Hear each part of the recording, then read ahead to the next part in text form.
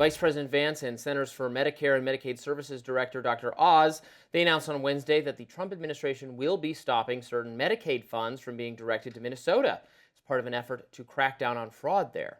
It comes after President Trump charged the vice president with leading the newly declared war on fraud during Tuesday night's State of the Union. Take a listen. This is the kind of corruption that shreds the fabric of a nation, and we are working on it like you wouldn't believe. So tonight, although started 4 months ago, I am officially announcing the war on fraud to be led by our great Vice President J.D. Vance. The vice president took that charge and wasted little time making this announcement alongside Oz yesterday. We have decided to temporarily halt certain amounts of Medicaid funding that are going to the state of Minnesota in order to ensure that the state of Minnesota takes its obligations seriously to be good stewards of the American people's tax money. This is disgraceful. It has happened for too long. Far too many people have gotten rich by taking what is the best of the American spirit and getting rich off of it instead of providing services to kids who need it. This is not a problem with the people of Minnesota. It's a problem with the leadership of Minnesota and other states who do not take Medicaid preservation seriously. The duo went on to announce that nearly $260 million in Medicaid funds would not be reimbursed, but they weren't done there. In addition to withholding those Medicaid funds, Dr. Oz announced a separate move that could have impacts beyond Minnesota. Take a listen. Issue number 2 is we're announcing a 6-month national moratorium blocking all new enrollments for durable medical equipment, prostheses, orthotics, supplies across the board. These crimes are becoming a major source of fraudulent activity. There are twice as many durable medical equipment suppliers in South Florida than McDonald's. Wow. And that's not because Secretary Kennedy is closing down McDonald's. That's because the amount of fraud is so massive that it's easier to open one of these suppliers than open a bank account. In response to the withheld funds, the Minnesota Department of Human Services told The Hill in a statement, quote, "Today's actions are on top of the federal action to withhold more than $2 billion in annual Medicaid funding to Minnesota. The state has submitted a corrective action plan to convince CMS to reverse course and is appealing." The commissioner of that state agency went on saying, quote, "Today's announcement is part of a broad and sustained attack by the federal government on Medicaid in Minnesota. Deferring $259 million will significantly harm the state's healthcare infrastructure and the 1.2 million Minnesotans who depend on Medicaid." Some online are echoing that warning that this could harm Americans. The Occupy Democrats account on X wrote in a post, quote, "So you go out of your way and hurt citizens because you're mad at Tim Walz? This is mental. How cruel is the Trump administration?" Look, I don't think you can cut first and investigate later, right? We know that Tim Walz was slow to respond to this. He's taking enough of the brunt of this that he's actually stepped out of the race for governor. So he understands this was a huge drop ball and oversight on his behalf. But I don't think that, you cut Medicaid programs for 1.2 million people. We're talking about pregnant women that don't have care, seniors, low-income children, people with disabilities, and then you figure out what the fraud looks like later. There's a lot of people that are going to be extremely harmed by this that have nothing else to rely on, that still need the care. Like if you're pregnant, you still are pregnant. You got to have the baby, right? I mean, if you're going to go through with the entire pregnancy. So I just think that, they need to figure out a different way to handle this rather than just punish Minnesota because of the fact that they don't think that Democrats in the state did enough to handle past fraud. He's decided to announce that he has a corrective plan in action. Too little, too late to a lot of people, including me, starting in December. I know a lot of people are upset about that, but I don't think that the beneficiaries should be the ones to get reprimanded or a slap on the wrist as opposed to the fraudsters. Let's lock everybody up who was committing fraud, but let's not make the beneficiaries suffer. Yeah, I hope the state's corrective action plan is, considered in good faith by the administration. Certainly, I don't want to cut people who are deserving recipients of benefits, who are tax-paying citizens, who are entitled to whatever anyone else is entitled to. That's not fair to them. So I see your point.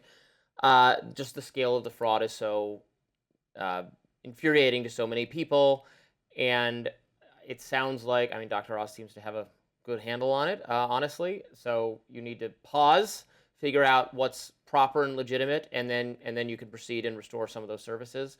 I'm sure that is frustrating to people in the interim.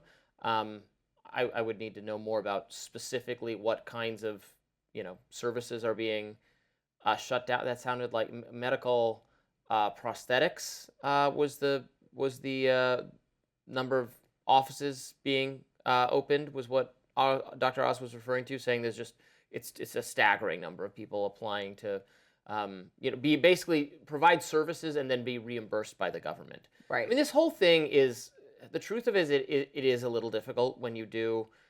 There will be obvious examples of fraud where they got government reimbursement to do things and nothing was done, where the fraud will be obvious. But some fraud is more subtle because, think about how this even works in a legitimate sense, right? Let's say you're not purporting to do any fraud. You want to provide a medical service and you're profit seeking, and that's fine.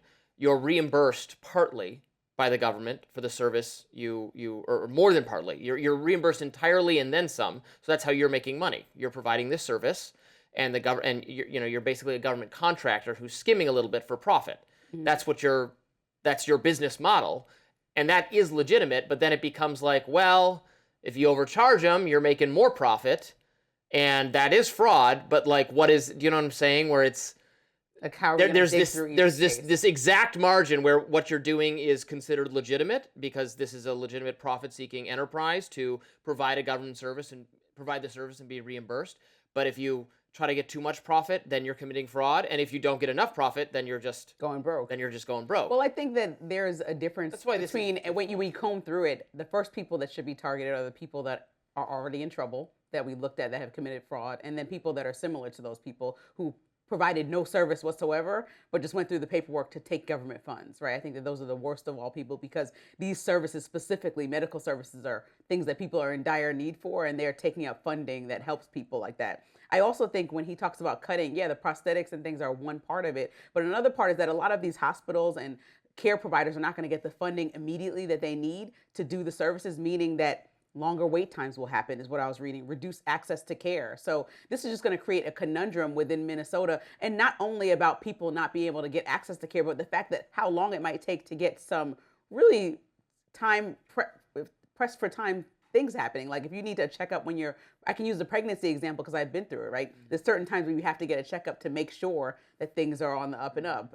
You can't skip over those for a month. Well, but what kind of things are being shut down with relation to pregnancy? Well, the access to people who are using Medicaid to get checked in on. So if care providers, say you're going to somebody that accepts Medicaid, and they're saying, we have 1,000 people now and less funding to take people, so we have to cut our staff. Well, guess what? Your appointment's going to be all the way in April, and you can't get your appointment in February. Or you got to find somebody else that takes Medicaid, and less providers will maybe think about not taking it because they're getting less funding. I mean, I would need to know more about how this works. Do you need...